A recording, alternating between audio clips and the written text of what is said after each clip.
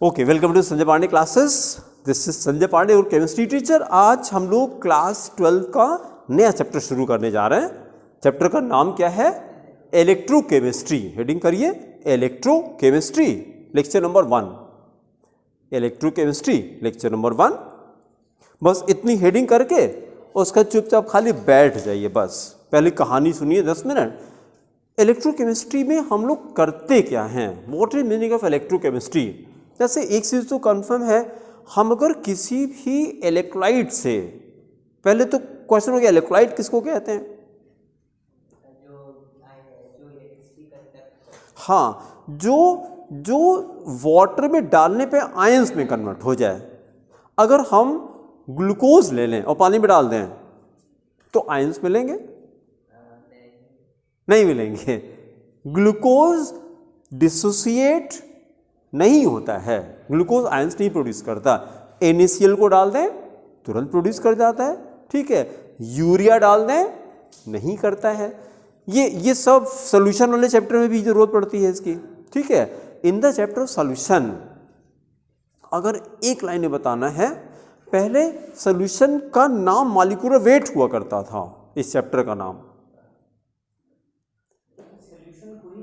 हाँ, इस चैप्टर का नाम मॉलिक्यूलर वेट था। इस चैप्टर का नाम मॉलिक्यूल, उसका रीजन था because in this chapter we were calculating molecular weight with the help of qualitative property. We were calculating molecular weight with the help of qualitative property. तो आप परिवर्तन संसार का नियम है तो लेकिन वो भी ठीक था, ये भी ठीक है, सब ठीक है। इसमें भी हम लोग मॉलिक्यूलर वेट के क्वेश्चन आते हैं, ऐसा नहीं है। अभी भी जो सोल्यूशन का चैप्टर है, आपको किसी भी क्वालिटेटिव प्रॉपर्टी से मॉलिक्यूलर वेट निकालने को दे सकते हैं। या मॉलिक्यूलर वेट दिया है तो बॉइलिंग पॉइंट निकाल लीजिए, एलिवेशन बॉइलिंग पॉइंट बता दिए, ऑस्मोटिक प्रेशर बता दिए, कुछ भी कर सकते हैं। तो उसमें 3-4 वेरिएबल्स रहते हैं, है ना। बाकी दे के एक वेरिएबल आपसे पूछ लेंगे। तो उस चैप्टर में हम लोग क्या करते हैं, अभी जो करेंट चैप्टर हम लोग का सॉल्यूशन का है, तो इसमें हम लोग क्या करते हैं, we calculate molecular weight of what type substance. Raoult's law कहाँ लगाते हैं? जब दोनों एक वोलेटाइल हो। हाँ, पूरा सेंटेंस बोलिए, सही है। एक वोलेटाइल हो तो जब एक वोलेटाइल सब्सटेंस किसी लिक्विड में एक्वस सॉल्यूशन डिसॉल्व होता है। उल्टा हो गया सेंटेंस। जो हम लोग सॉल्यूशन बनाते हैं, we put non volatile solute. आपने कहा volatile, when put non volatile solute in a volatile solvent, हम लोग वहां पे क्या करते हैं, जो भी सॉल्यूशन हम लोग संडे को करेंगे तो समराइज हो जाएगा बढ़िया सा। जैसे ये हमने सॉल्वेंट तो पूरे चैप्टर में वाटर ही चलता है, कुछ नहीं कहा तो वाटर ही मान के चलते हैं, ये हमने ले लिया। And water is what type? Volatile. Water is volatile. अगर ये वोलेटाइल है तो इसकी जो वेपर्स हैं यहां एग्जिस्ट करेंगी ऊपर, बिकॉज इट इज, इसी को तो वोलेटाइल कहते हैं ना। अच्छा, और हमने क्या किया, हमने इसी पे ला करके ये क्या ऐड कर दिया, नॉन वोलेटाइल, कोई नॉन वोलेटाइल सब्सटेंस लाके ऐड कर दिया। अच्छा, नॉन वोलेटाइल क्या होता है? जो वेपर में कन्वर्ट नहीं होता है। अच्छा, अब जरा प्रॉब्लम देखिए, ये जो नॉन वोलेटाइल है ये यहां पर आएगा क्या? ऊपर नहीं आएगा, क्योंकि नॉन वोलेटाइल है, जहां है यहीं पे विश्राम करेगा, ये ऊपर नहीं जाएगा, है ना। अच्छा, ना तो ये ऊपर जाता है और ना वाटर मॉलिक्यूल को जाने देता है। ये रास्ते में पड़ा हुआ है, ना जाता है ना जाने देता है। अच्छा, जब नहीं जाने देगा तो इन मॉलिक्यूल्स का नंबर कम हो जाएगा। बहुत अच्छा, ये कम हो गया। जब ये कम हो गया तो ये जो रिजल्टेंट वेपर प्रेशर था ये कम हो जाता है। इसी को राउल्ट्स लॉ कहते हैं। तो पहले तो हमको ये दिमाग में जाए, whenever any non volatile solid is added to any volatile solvent then vapour pressure of the solvent is lowered, vapour pressure कम हो जाता है ना। और फिर ये खूब बढ़िया सा हम लोग लर्न कर लेंगे, boiling point inversely proportional to vapour pressure. ये खूब बढ़िया सा रट कर रखिए। जब आपने कोई इसमें लाके चीनी डाला, आपने यूरिया डाला, कोई नॉन वोलेटाइल चीज डाली आपने, तो वेपर प्रेशर कम हो गया, वेपर प्रेशर कम हो गया तो बॉइलिंग पॉइंट बढ़ गया। इसका मतलब क्या हो गया, पानी में कोई भी नॉन वोलेटाइल चीज डाल दीजिए तो उसका बॉइलिंग पॉइंट कितना हो जाएगा, greater than 100 degree C, greater than 100 degree C. और दूसरा पॉइंट हम लोग लर्न करके रखेंगे, freezing point directly proportional vapour pressure. बस ये दो पॉइंट याद रहे तो क्वेश्चन हमारे हो जाएंगे। बॉइलिंग और फ्रीजिंग उल्टा होता है, ये तो दिमाग में बैठा लीजिए। बॉइलिंग पॉइंट इनवर्सली प्रोपोर्शनल, हाँ, freezing point directly proportional vapour pressure. और फिर अगर ये वाला कंसेप्ट दिमाग में बैठा रहता है कि जब भी हम whenever any non volatile solid is added to, पानी रखी थी, पानी में हमने लाके चीनी डाल दिया, पानी में हमने अदरक डाल दिया, चाय बनाते हैं इंडिया में, अदरक डाल दिया, और क्या डालते हैं चाय में, हाँ, चाय पत्ती डाल दिया, चीनी डाल दिया, और दूध डाल दिया, है ना। कुछ लोग हल्का सा काली मिर्च भी डाल देते हैं। ये सारे क्या नॉन वोलेटाइल, सब नॉन वोलेटाइल। जैसे जैसे आप उसमें एडिशन करते जा रहे हैं, बहुत अच्छा बॉइलिंग पॉइंट बढ़ता जा रहा है। तो अब खतरनाक, कुछ लोग नमक भी डालते हैं, हल्का सा नमक डालते हैं, हल्का सा, हाँ, लौंग भी डाल दिया, इलायची भी डाल दिया, नमक डाल दिया। जैसे जैसे डालते जा रहे हैं इसका बॉइलिंग पॉइंट बढ़ता जा रहा है। अच्छा, जब बॉइलिंग पॉइंट बढ़ा तो जैसे उन्होंने पिया ज़बान जल गई क्योंकि टेम्परेचर बहुत ज़्यादा है उसका, टेम्परेचर अब 100 डिग्री सी खुद ही इतना ज़्यादा होता है, 100 डिग्री सी कम होता है, बहुत ज़्यादा होता है, ठीक है। लेकिन देखिए वो टेम्परेचर फिंगर नहीं टॉलरेट कर पाती, हाँ, टंग कर लेती, पता नहीं कैसे। ये कितना कड़वा टॉलरेट कर लेती है, कितना मीठा, मीठा तो खैर अच्छा लगता ही है इसको, और गरम भी टॉलरेट है नहीं, मतलब टंग की प्रॉपर्टी बताया कि कितना वो टॉलरेट कर लेती है, ठीक है। आ जाइए बेटा। तो बॉइलिंग पॉइंट और फ्रीजिंग पॉइंट दोनों जस्ट ऑपोजिट चलेंगे, दोनों जस्ट ऑपोजिट चलेंगे, ये दिमाग में रखिएगा। तो हम लोग के क्वेश्चन इसी से मिलते जुलते मिलेंगे, है ना। ज़्यादातर क्वेश्चन किस पे, फ्रीजिंग पॉइंट पे। तो अब अगर हमने पानी में ला करके नमक डाल दिया तो फ्रीजिंग पॉइंट कम हो जाएगा। क्यों कम हो जाएगा, क्योंकि वेपर प्रेशर कम, अरे वेपर प्रेशर कम हो जाता है भैया। पहले सुनिए, हम बार बार आपको कहते हैं बोलने के पहले खूब बढ़िया सा सुना करिए, है कि नहीं। जब रेफरेंस समझ आ जाए तो फिर बोलिए, नहीं तो कोई फ़ायदा नहीं होता उसको करने से, ठीक है। चलिए वापस आते हैं। उसी तरह से हम लोग आ रहे हैं कि इलेक्ट्रोकेमिस्ट्री में हम लोग क्या करेंगे, सबसे पहले कुछ टर्म से हमको फैमिलियर होना है कि इलेक्ट्रोलाइट किसको कहते हैं। पूरे चैप्टर में इलेक्ट्रोलाइट रहेगा। तो इलेक्ट्रोलाइट किसको कहते हैं, दो substances which put into water they get ionised, उसको इलेक्ट्रोलाइट कहा जाता है। NaCl हो गया, जितने सॉल्ट्स हैं वो सारे इलेक्ट्रोलाइट होते हैं। ये सेंटेंस सही कि गलत है, ऑल एसिड्स आर इलेक्ट्रोलाइट्स, ये सही है कि नहीं, बहुत अच्छा फिर दूसरा sentence, all bases are electrolytes, ये भी सही है, ओएस देगा। तीसरा sentence, all salts are electrolytes, ये भी सही है। इसका मतलब कि क्लास 10 का चैप्टर होता था एसिड बेसिस सॉल्ट्स, तो ये तीनों इलेक्ट्रोलाइट होते हैं, acid bases salts are electrolyte. तो आगे से इलेक्ट्रोलाइट रटना नहीं है आप, इलेक्ट्रोलाइट क्या होता है, तो electrolyte is acid bases salt होता है, इलेक्ट्रोलाइट्स आर एसिड बेसिस, ये नोट कर लीजिए, right. Acid comma bases and salts are electrolytes, acids, bases and salts are electrolytes. तो पहले तो पूरे चैप्टर में हमको इलेक्ट्रोलाइट की ज़रूरत पड़ेगी, तो हमने क्लेरिफाई किया कि इलेक्ट्रोलाइट क्या होता है। अच्छा, फिर हम क्या करेंगे, हमने इलेक्ट्रोलाइटिक सॉल्यूशन ले लिया, मतलब उसको मैंने पानी में डिसॉल्व कर लिया। जैसे डिसॉल्व करेंगे तो अब क्योंकि इलेक्ट्रोलाइट आपने लिया है तो इलेक्ट्रोलाइट क्या होगा, वो तुरंत आयन में कन्वर्ट हो जाएगा, तुरंत आयन में कन्वर्ट हो जाएगा। अगर नॉन इलेक्ट्रोलाइट रहा होता तब तो आयन ना मिलते आपको, तब किस फॉर्म में रहता ना, मॉलिक्यूल के फॉर्म में रहता।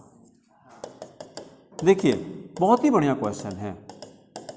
अगर हमने इसमें H2CO3 ले लिया, कार्बोनिक एसिड, कार्बोनिक एसिड पहले से बताते it is a weak electrolyte. Electrolyte दो तरह का होता है, strong electrolyte and weak electrolyte. Strong electrolyte किसको कहते हैं, जो नहीं तुरंत नहीं, पूरा डिसोसिएट हो जाए, पूरा 100% वो डिसोसिएट हो गया और मॉलिक्यूलर फॉर्म में कितना रहेगा, जैसे HCl मैंने नहीं, जैसे हमने HCl ले लिया, HCl इलेक्ट्रोलाइट होता है, HCl को हमने डिसोसिएट कर दिया, HCl को डिसोसिएट किया तो H plus plus Cl minus. अगर हमने 5 MHCl लिया, H प्लस कितना बनेगा, हाँ 5 बनेगा, ठीक है। Cl कितना बनेगा, ये भी 5 बनेगा। At the time of equilibrium HCl H plus Cl तीनों का कॉन्सेंट्रेशन बताइए ना, ये 0 हो जाएगा, करेक्ट, ये इनिशियल कॉन्सेंट्रेशन था। अब इक्विलिब्रियम पे तो पूरा डिसोसिएट हो गया, इक्विलिब्रियम पे कितना मोल पार्टिकल मिलेंगे, 10 मोल मिलेंगे टोटल सॉल्यूशन के अंदर, टोटल सॉल्यूशन के अंदर 10 मोल पार्टिकल। ये 0 हो गया, ये 5 ये कन्वर्ट हो गया, ठीक है, 10 मोल पार्टिकल है। अब हम यही कहना चाह रहे थे, अगर ये मॉलिक्यूलर फॉर्म में कितना बचा, 0 हो गया। तो ये सुन लीजिए, हमारी बात सुन लीजिए, हमने क्वेश्चन ये किया क्योंकि ये पूरा का पूरा आयन में कन्वर्ट हो गया, 100% आयनिक फॉर्म में हो गया। लेकिन अगर इसकी जगह हमने कार्बोनिक एसिड लिया होता तो carbonic acid is a weak acid, it is a weak, पूरा डिसोसिएट नहीं होती है। कितना डिसोसिएट होती है, C अल्फा। को भी इलेक्ट्रोलाइट कितना डिसोसिएट होता है तो C alpha, C is the initial concentration, alpha is the degree of dissociation. तो कितना बचेगा कार्बोनिक एसिड अगर हम डिसोसिएट कर दें, जैसे ये किया H2CO3 है, कार्बोनिक एसिड डिसोसिएट कर दिया, 2H plus plus CO3 double minus. तो अब देखिए जरा, हमने C लिया था, इनिशियल तो 0 0 रहेगा, फिर इसका जब हम इक्विलिब्रियम पे आते हैं तो C माइनस C अल्फा, ठीक है, C अल्फा रट लीजिए। C अल्फा क्या होता है, it is the dissociated amount of any electrolyte. किसी इलेक्ट्रोलाइट का कितना डिसोसिएट करता है बोलिए C अल्फा। इसका मतलब कि डिसोसिएशन अमाउंट डिपेंड करेगा उसके अल्फा पे, इनिशियल तो दिया ही रहता है, अल्फा पे डिपेंड करेगा। For strong electrolyte alpha is equal to 1 होता है। तो HCl का C अल्फा कितना होगा, C,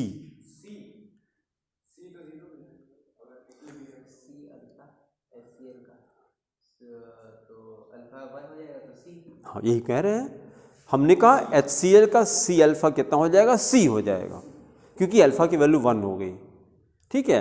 तब उसके बाद C माइनस C अल्फा, तब 0 आता है, अगले स्टेप पे 0 आता है। लेकिन अगर कार्बोनिक एसिड लिया तो ये तो 1 नहीं है, तो इसकी कोई तो वैल्यू होगी ना, अगर हाँ 1 से कम, अगर जो वैल्यू आ रही इसका मतलब वो डिसोसिएट नहीं हो रहा है, उसी को मॉलिक्यूल कह रहे हैं, उसी को मॉलिक्यूल कह रहे हैं। जो डिसोसिएट हो गया वो आयंस के फॉर्म में रहेगा, आयंस के फॉर्म में। तो एक चीज हमको रट लेना है, weak electrolytes in the solution they exist in the form of molecules and ions, हाँ both, हाँ दोनों के फॉर्म में रहता है, दोनों के फॉर्म में रहता है वीक इलेक्ट्रोलाइट। और स्ट्रॉन्ग इलेक्ट्रोलाइट केवल आयन के फॉर्म में रहता, केवल आयन के फॉर्म में रहता। अब देखिए कितना बढ़िया क्वेश्चन है। हम आपसे ये कह रहे हैं 5MH प्लस 5MCl अगर मिला दें तो कितना HCl बनेगा? How much HCl, how many moles of HCl will formed?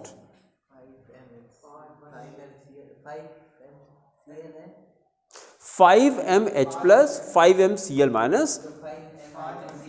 तो कितना मोल? 5MCl। आंसर इज 0 मोल बनेगा।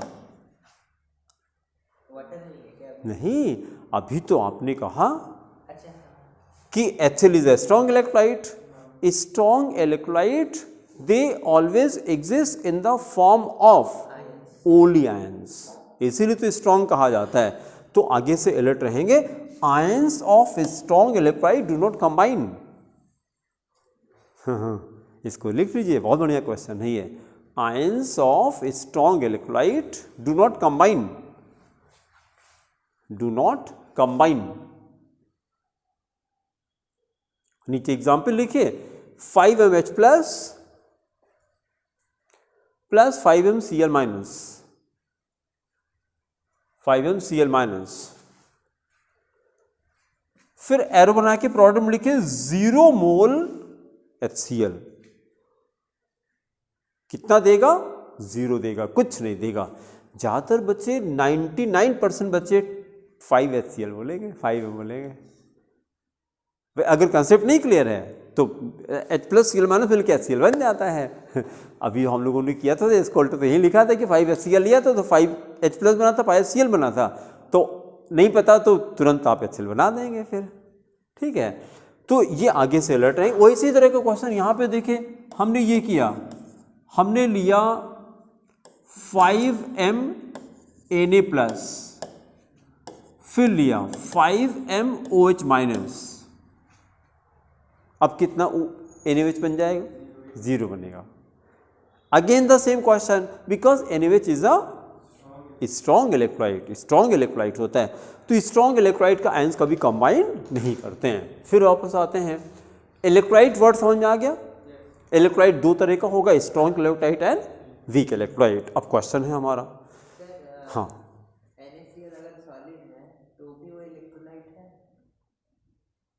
सॉलिड स्टेट में कंडक्ट कहाँ करता है?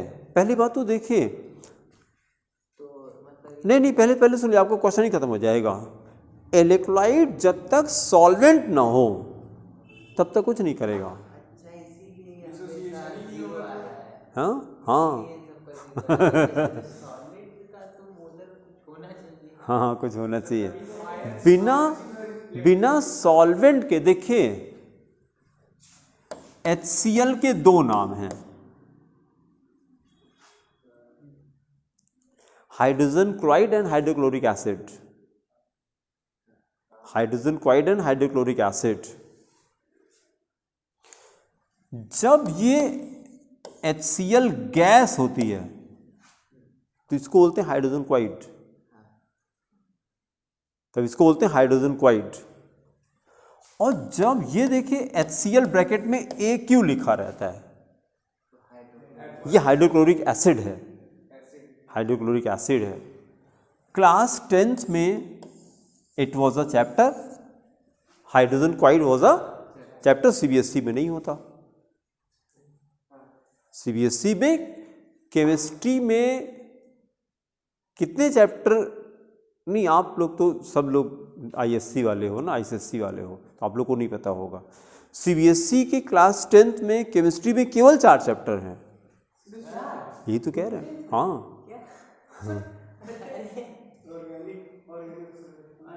पीरियोडिक टेबल हटा दिया, हाँ क्लास 10 से। ICSE में है, ICSE का पहला चैप्टर ही केमिस्ट्री होता है, वो पीरियोडिक टेबल होता है। और क्योंकि हम तो दोनों को पढ़ाते हैं तो, लेकिन अब दिक्कत कब होती, वही CBSE का 10th का बच्चा जब 11th में आता है और ICSE का भी बच्चा है और वो भी बच्चा, दोनों साथ बैठे हैं और वो तड़ा आंसर कर रहा है तो वो उसका मुंह देख रहा है, इसको बड़ा आता है। अरे तुमने पढ़ा ही नहीं तो तुमको कहाँ से आएगा? केमिकल बॉन्डिंग का नाम ही नहीं सुना तुमने? हाँ नहीं, हटा नहीं दिया, है ही नहीं CBSE में। पूरे साइंस में 15 चैप्टर हैं। हाँ, फिजिक्स केमिस्ट्री बायो को मिला करके एक साइंस की बुक है, एक साइंस की बुक है, और टोटल 15, 5 5 5 5, अब एक एक चैप्टर और कम कर दिए, 4 4 हो गए। और ये हो क्या रहा है,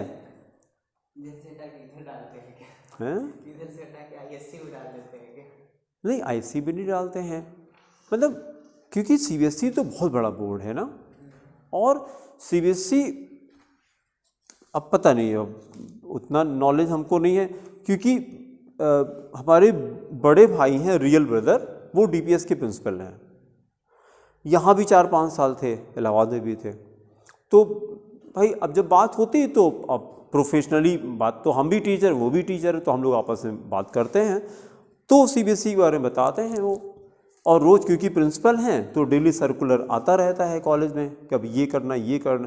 तो सीबीएसई का पूरा फोकस है कि बच्चों में स्ट्रेस नहीं होना चाहिए, बच्चों में स्ट्रेस नहीं होना चाहिए। बीच में तो ये भी था, सीबीएसई का ये था कि किसी बच्चे को फेल नहीं किया जाएगा, ये सीबीएसई का था। नहीं तो बात वही तो है, 11th को छोड़िए, फिर जब बच्चा कंपटीशन में आता है तो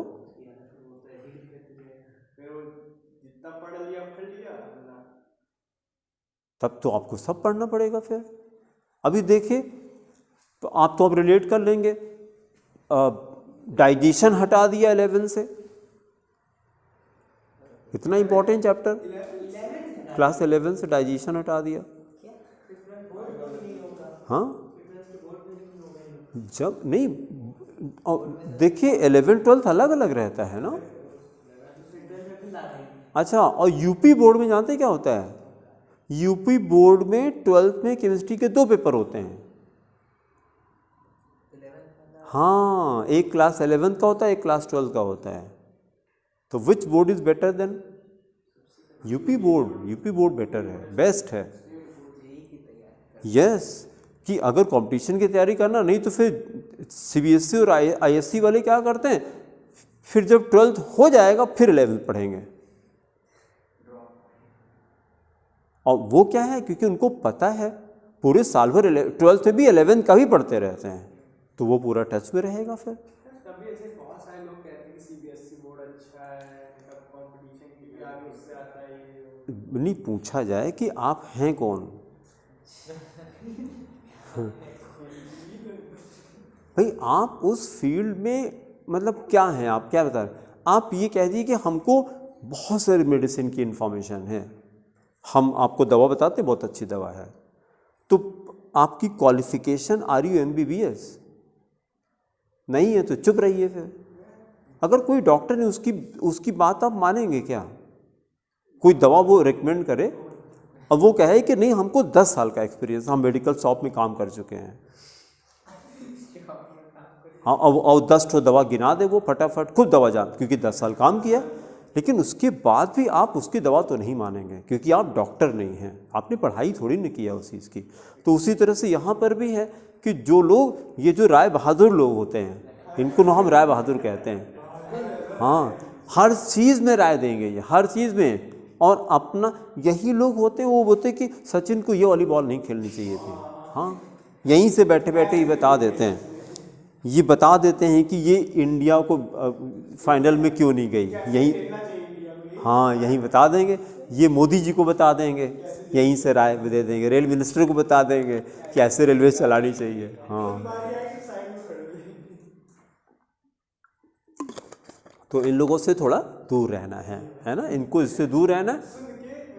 जब भी आपको एजुकेशन के लिए बात करनी तो directly talk to the teacher, concerning teacher, या जो पास आउट है, जो जेई क्वालिफाई कर चुका उसकी बात मानिए, जो MBBS कर रहा है उसकी बात मानिए, है ना। जो 4 साल तैयारी किया था और सेलेक्ट नहीं हो पाया उसकी बात नहीं मानना है, क्योंकि फेलियर हर जगह मिलेंगे भाई। वो आपको क्या राय देगा, जानते नहीं, वो बहुत घपला चलता है। मैंने 4 साल तैयारी किया, वहाँ पेपर आउट हो गया, वहाँ आउट हो गया, वहाँ का सिलेक्शन हो गया, यही राय दे देगा आपको वो। और उसी हिसाब से फिर वो पाएगा जब अप्लाई। नहीं नहीं, वो ये फेलियर लोग अपनी थ्योरी बताते हैं ना, इनसे थोड़ा दूर रहा करिए, इनसे दूर रहिए। हाँ, वो क्यों नहीं कर पाए ये बताते हैं। और उसी के साथ बहुत सारे हजारों बच्चे गवर्नमेंट कॉलेज लिया उन्होंने। वो कैसे मिले उनको? गवर्नमेंट कॉलेज किसको मिलता है? जो बढ़िया रैंक लाते हैं, जो एडवांस में लाते हैं, बढ़िया रैंक लाते हैं। भाई आप कोई बच्चा है, अच्छा अगर आप मोतीलाल से MBBS करते हैं यहाँ से, तो फीस कैसी होगी आपकी? कितनी कम होगी?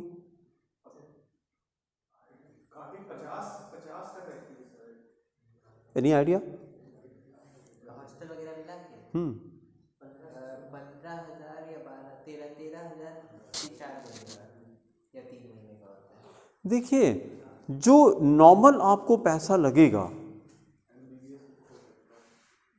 यहाँ की जो फीस है 36,000 रुपये है 1 साल की, इंक्लूडिंग लॉजिंग फूडिंग बोथ। तो लगेगा फीस ले रहे हैं कि क्या कर रहे हैं, कि ये दक्षिणा ले रहे हैं। 2 साल का एक ही बार भर देते हैं। 1 साल की 36,000 रुपये। तो मतलब ये खाने की फीस है कि हॉस्टल की फीस है कि पढ़ाई की फीस है? कि ये तीनों की फीस है। ये गवर्नमेंट कॉलेज की फीस है, इसमें गवर्नमेंट खर्च करती है, इसलिए गवर्नमेंट कॉलेज कहा जाता है। ठीक है, तो फादर खुश नहीं हो जाएगा? बहुत खुश हो जाएगा तुरंत। अच्छा, और ख़ास करके लड़कियों के केस में, अगर लड़की ने गवर्नमेंट कॉलेज ले लिया तो अब लड़के आगे पीछे चक्कर लगाएंगे। ऐसे तो नॉर्मली क्या होता है भाई, लड़की की शादी के लिए फादर को बहुत अरेंज करना पड़ता है, लेकिन अगर गवर्नमेंट कॉलेज लड़की को मिल गया तो लड़के खुद ही आगे पीछे नाचेंगे। हाँ, अब उल्टा हो जाएगा। हाँ, क्योंकि देखिए पहली चीज़ तो यह है कि अब उसको जॉब अच्छी मिलेगी लड़की को, तो अर्निंग मिलेगी लड़की आपको, वो इनबिल्ट दहेज है उसके अंदर, दहेज विद इंटरेस्ट। नहीं मिलेगी, लेकिन वो बात नहीं रहेगी। जैसे जो कंपनी जो प्लेसमेंट वाली आती है वो तुरंत इनको उठा लेती, क्योंकि गवर्नमेंट कॉलेज के बच्चे जो है वो अच्छा रैंक लाते तभी तो वहाँ पहुँचते हैं, मतलब टैलेंट होता है उनके पास। ये रीज़न है गवर्नमेंट कॉलेज का। ठीक है ना? नहीं तो आपने शंभुनाथ से कर लिया बीटेक, शंभुनाथ एक इंजीनियरिंग कॉलेज है इलाहाबाद में, यूनाइटेड से कर लिया आपने और पता लगा कि 4 साल बाद अनयूनाइटेड हो गए। सारे बॉडी पार्ट अलग अलग हो गए। तो सबको मतलब जो भी बच्चा आ रहा है वहाँ पे सबको कंप्यूटर साइंस दिया जा रहा है, कंप्यूटर साइंस मिलता नहीं है लोगों को। CS सबको CS दिया, सबको CS दे दिया है ना। चलिए छोड़िए, वापस आइए। इलेक्ट्रोलाइट पूरे चैप्टर में वर्ड हम लोग यूज़ करेंगे, और इलेक्ट्रोलाइट 2 तरह का होगा, स्ट्रॉन्ग इलेक्ट्रोलाइट और वीक इलेक्ट्रोलाइट। फिर अभी हम लोग की बात कहाँ चल रही थी कि इलेक्ट्रोलाइट को आयंस में कन्वर्ट करने के लिए, सोच के आंसर करेगा, इलेक्ट्रिसिटी की ज़रूरत है क्या? Only solvent is needed, only solvent is needed. अब जब आगे हम लोग चलेंगे कि इसमें हम 2 इलेक्ट्रोड डालेंगे और फिर उसको हम किसी बैटरी से कनेक्ट कर देंगे, तब इसके अंदर इलेक्ट्रोलिसिस होगी, तब इसके अंदर इलेक्ट्रोलिसिस होगी। तो पहले तो वो पॉइंट क्लियर किया, आयंस में कन्वर्ट करने के लिए इलेक्ट्रिसिटी की जरूरत नहीं थी, वो तो as soon as it is put into solvent तुरंत आयन में कन्वर्ट हो जाती। हाँ, जब इलेक्ट्रिसिटी पास करेंगे तो cations will go towards cathode, anions towards anode. C2C A2A ऐसे रटा हमने, C2C A2A, cations towards cathode, anions towards anode. तो हमने क्या कर दिया, कॉपर सल्फेट डाल दिया, Cu2+ कहाँ जाएगा? कैथोड पे जाएगा, कैथोड पे जाएगा। और फिर एक चीज़ हम लोग लर्न करते हैं, एनोड पे ऑक्सीडेशन होता है,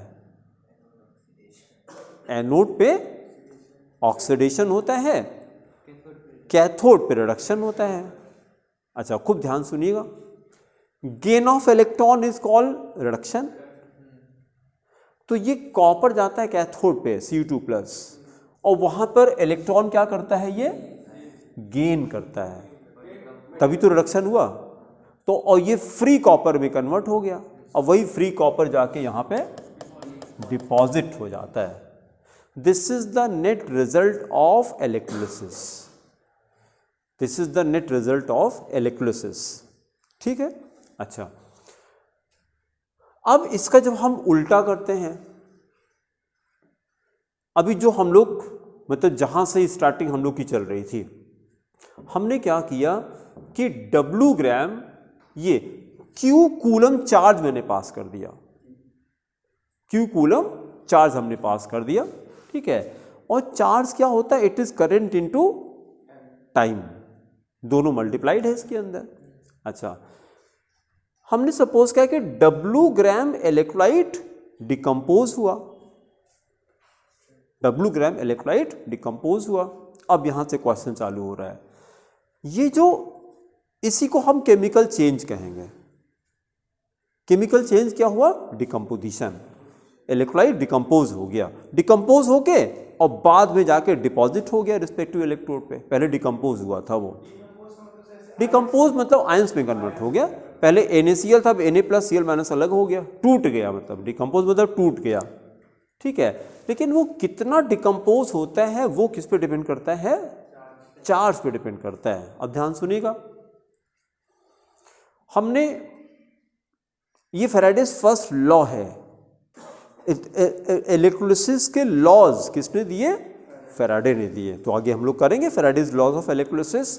और फैराडे को कहते हैं कि Faraday was much more influenced by Thomas Edison, Thomas Edison. अब ये मतलब हमने जब इनकी ऑटोग्राफी पढ़ी थॉमस एडिशन की, तो ऑटोग्राफी पढ़ा करिए, इसकी हैबिट डालिए।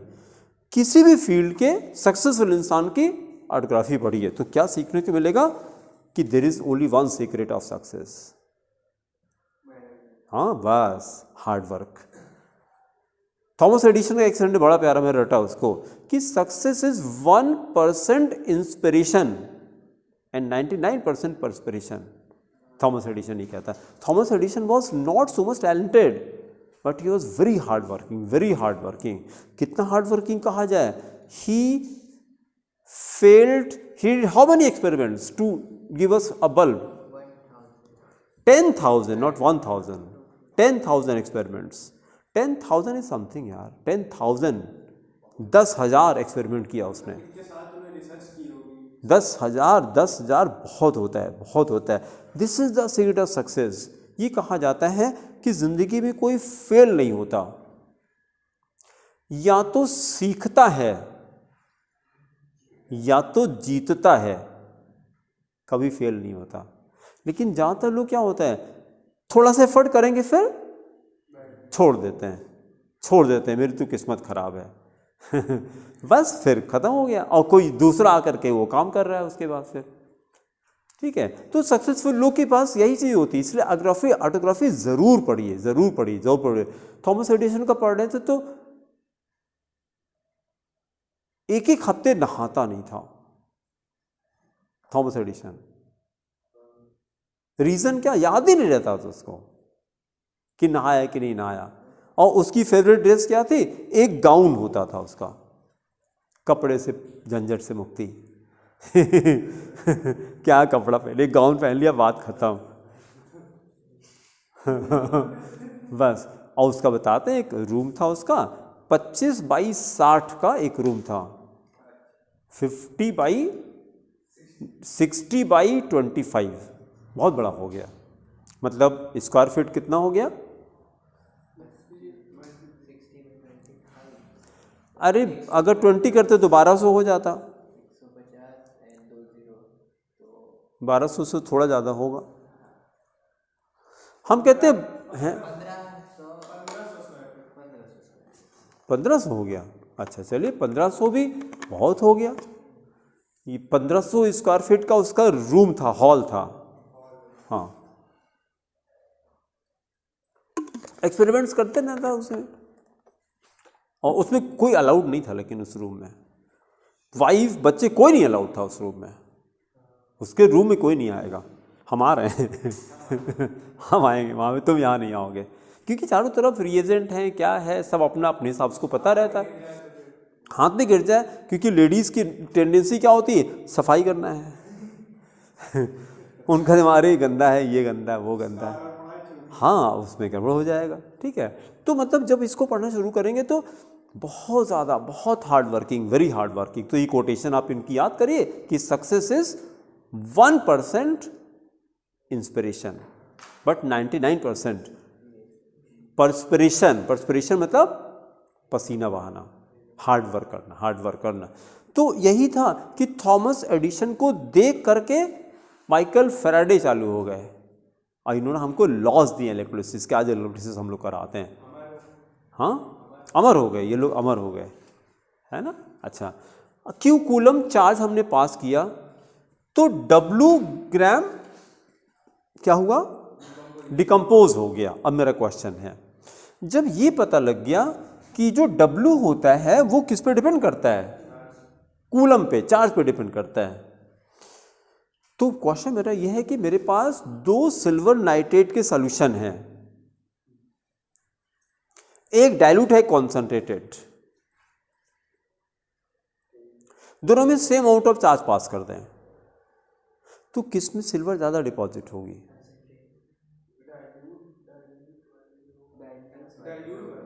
डाइल्यूट वाले में।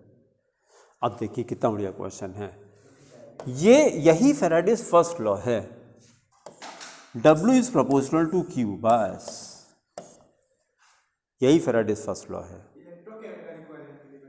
नहीं अभी वहाँ मत जाइए, अभी आ रहे हैं, वहाँ पर आ रहे हैं हम, अभी ये वर्ड खतरनाक वर्ड मत यूज़ करिए, अभी धीरे धीरे हमको आने दीजिए वहाँ पे, ठीक है। अभी एकदम सिंपल लैंग्वेज में, तो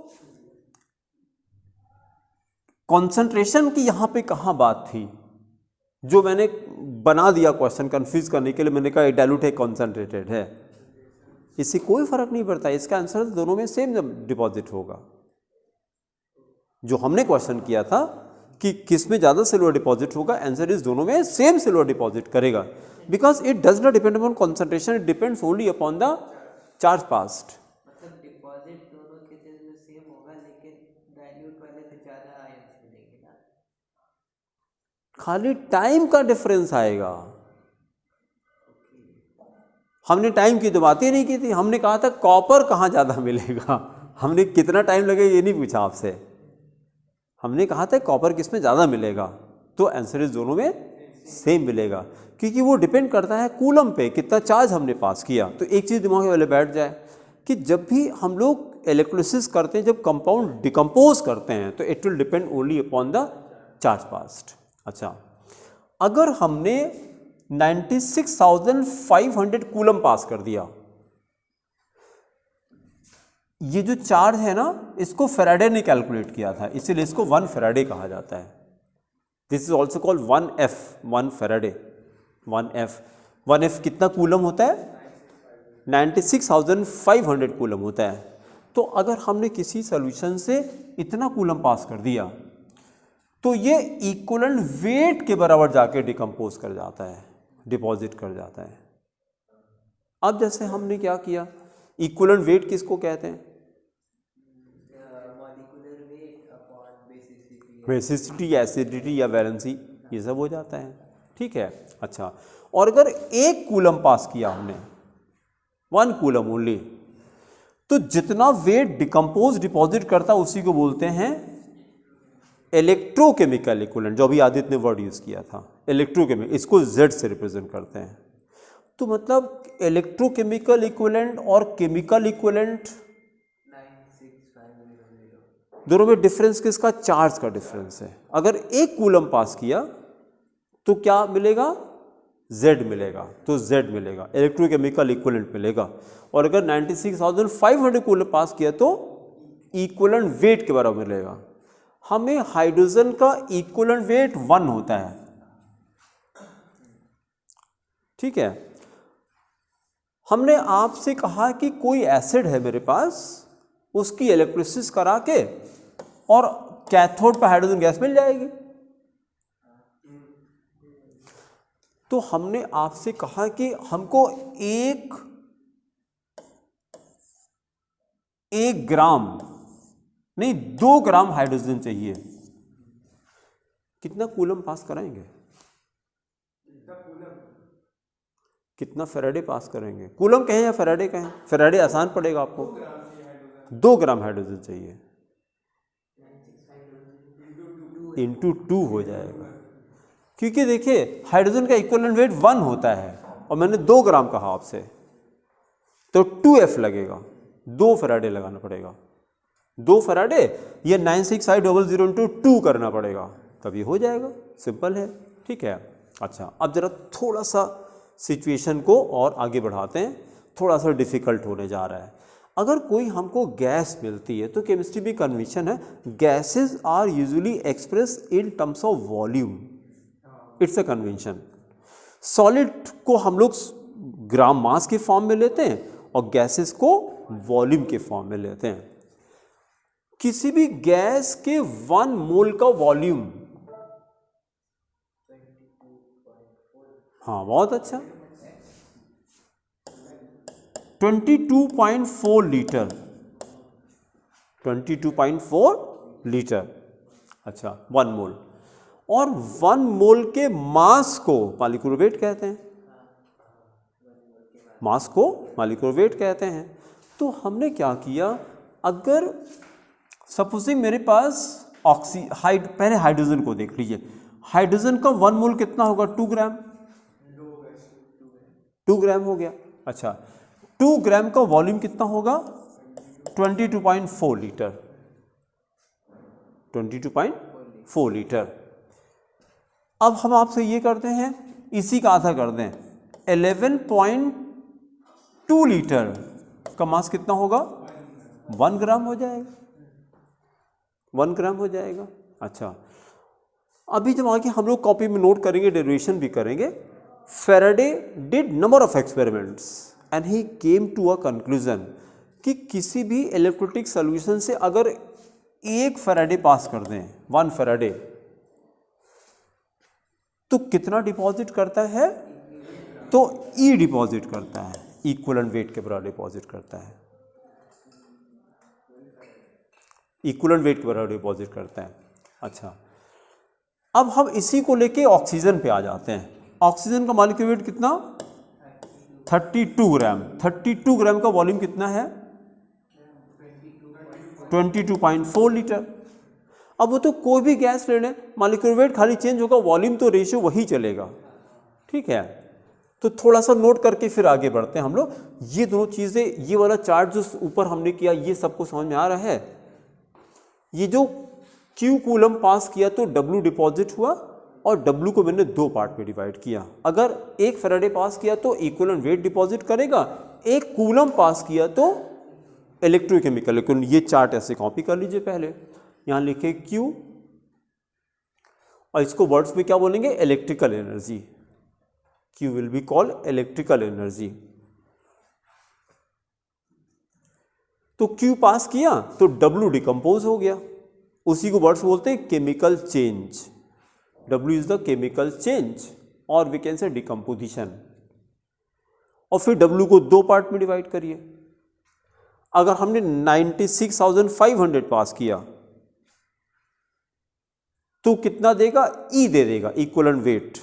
तो इक्विवेलेंट वेट डिपॉजिट हो जाएगा, डिकम्पोज हो जाएगा। और अगर 1 कूलम पास किया तो इलेक्ट्रोकेमिकल इक्विवेलेंट Z डिपॉजिट करेगा, इलेक्ट्रोकेमिकल इक्विवेलेंट, ठीक है। फिर देखिए, अभी आपको मजा आ जाएगी। Q, ये रिवर्सिबल प्रोसेस नहीं है, बस हमने समराइज करने के लिए कर लिया। Relationship between Q and W is called electrochemistry. इस चैप्टर का नाम कैसे पड़ा? इलेक्ट्रोकेमिस्ट्री। अभी हम क्या करेंगे, ये देखिए, बहुत पहले इलेक्ट्रोकेमिस्ट्री के नाम पे 2 चैप्टर हुआ करते थे 12th में ही।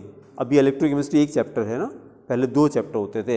इलेक्ट्रोकेमिस्ट्री फर्स्ट होता था, इलेक्ट्रोकेमिस्ट्री सेकंड होता था, 2 चैप्टर होते थे। नहीं, पहले में पहले में ये करते थे, दूसरे में ये करते थे। हाँ, मतलब पहले में क्या करते थे, चार्ज सप्लाई करते थे और डिकम्पोज करके इलेक्ट्रोलिसिस कराते थे, और दूसरे में क्या, हम केमिकल चेंज परफॉर्म करते थे और इलेक्ट्रिसिटी जनरेट करते थे। ये क्या है, इसी को गैल्वेनिक सेल कहा जाता है, वोल्टाइक सेल कहा जाता है इसी को। तो अभी भी करना दोनों है, वो चैप्टर हटा दिए, 1 2 खत्म कर दिया, दोनों के एक साथ मर्ज कर दिया उठा करके, कि आपको लगे एक ही चैप्टर करना, पहले तो 2 चैप्टर है, बेवकूफ़ बनाया। भाई सबसे बढ़िया तो 11th में मज़ा आता है, 4 चैप्टर उठा करके। कौन सा चैप्टर था ये, द ऑर्गेनिक का पहला चैप्टर, और उस चैप्टर का नाम क्या है, GOC।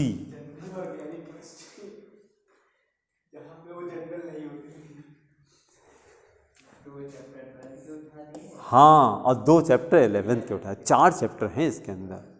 और मज़ेदार चीज़ क्या है, ज़्यादातर कोचिंग्स में GOC के नाम पे होता है, किसी बुक में GOC कोई चैप्टर ही नहीं होता। हाँ, सम बेसिक कॉन्सेप्ट है, सम बेसिक कॉन्सेप्ट के नाम से बुक मिलता है। अब GOC जो नया बच्चा है वो कहे यार किस चैप्टर में है ये, वो कहीं नहीं मिल रहा है, और कोचिंग में धड़ाधड़ GOC चल रही है। नहीं पता, जनरल ऑर्गेनिक केमिस्ट्री। हाँ ठीक है, तो ये दो चीज़ें हम लोग करेंगे, इस पूरे को मिला के हम क्या बोलेंगे, electrochemistry.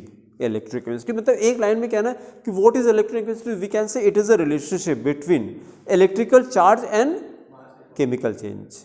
Electrical charge and chemical change, बस कि कितने चार्ज से कितना डिकम्पोज होता है, या कितना केमिकल चेंज करने पे कितना कूलम चार्ज, कितना करंट प्रोड्यूस करेगा, ये आगे स्टडी करेंगे हम लोग। ठीक है, चलिए पहला टॉपिक स्टार्ट करें, एक कर लेते हैं। नंबर 1 लिखे, charge on 1 mole of electrons.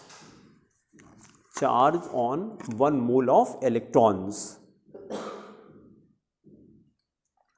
या बस हेडिंग करके छोड़ दीजिए, फिर करेंगे, नहीं तो कुछ लोग एब्सेंट हैं, उनका ज़्यादा नुकसान, क्योंकि कुछ पल्ले ही नहीं पड़ेगा उसका, एक सेक्टर के बाद कुछ नहीं पल्ले पड़ेगा।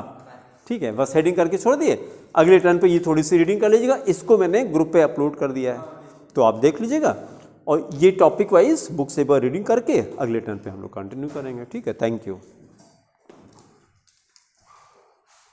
ये चैप्टर बहुत मज़ेदार है।